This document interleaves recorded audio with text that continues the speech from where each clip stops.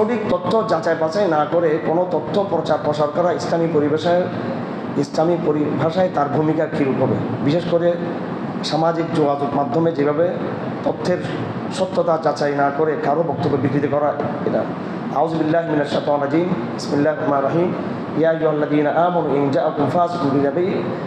জাআকুম ফাসিকুম বিনাবাইন ফাতাবায়ানু আন তুসিবু কওমান বিজাহালা ফাতুসবিহু আলা মা ফাআলতুম নাদিমিন।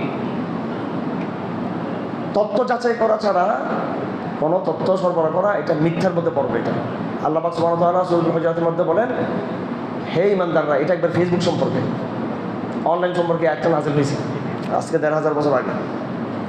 হে ঈমানদাররা, যখন কোনো ফাসিক তোমাদের কাছে যখন তথ্য নিয়ে আসবে, বিনাবাইন কোনো খবর নিয়ে আসবে, ফাতাবায়ানু আন তুসিবু কওমান বিজাহালা, তখন তোমরা ভালো করে কী করো? যাচাই করো। না জানার কারণে তোমরা কোনো ভুল সিদ্ধান্ত নিয়ে নেবে।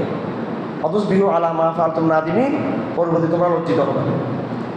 সূরা নেসার মধ্যে সম্ভবত এই আয়াতটা আছে। সাহাবায়ে কেরাম একবার যুদ্ধে গেলেন, সফরে গেলেন, তো একজন কাফের তাদেরকে কী করলো? সালাম দিল। কে দিল? সালাম দিল।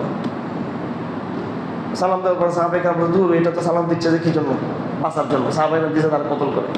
আল্লাহ পাক আয়াত নাযিল করছেন, হাবের সমাজে কেউ গেলে, ইয়া আইয়ুহাল্লাযীনা, হে ঈমানদাররা, যখন তোমরা বের হবে এবং ওয়াল কাবিলাকুমুস সালামা, তোমাদের কেউ যখন সালাম দিবে তোমাদেরকে, তোমরা সেটাকে বিশ্বাস করতে হবে।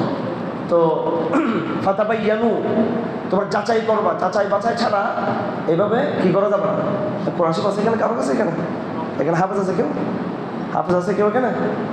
একটাও যে হাফেজ নেই আমাদের অডিয়েন্সে, দুর্ভাগ্য এখানে। হ্যাঁ, আচ্ছা, বলো, দাঁড়ান, বড় করে বলেন। আউযুবিল্লাহ বলেন আগে। জি জি।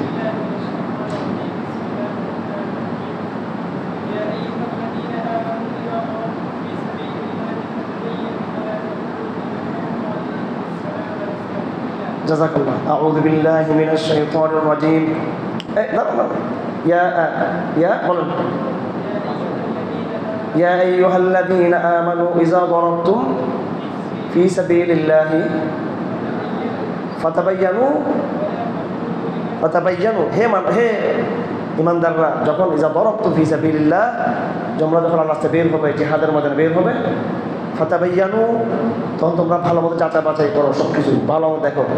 ওয়ালা তাকুলু লিমান আলকা আলাইকুমুস সালাম আলাস্তা মুমিনা, এবং কেউ যখন তোমাদের কাছে আসসালামু আলাইকুম বলবে, সে আত্মরক্ষার জন্য বলুক, যেটাই বলুক, তাকে বলি না যে তুই কাফের, তুই বাঁচার জন্য বলছো, সেটা বলবো না। তারপর তাবতাগুন আরদাল হায়াত, তোমরা দুনিয়া অর্জনের জন্য এইভাবে স্বার্থবাদী তোমরা হইও না। তো শব্দ আসছে ফাতাবায়ানু, এটা সূরা নেসার মধ্যে না এটা?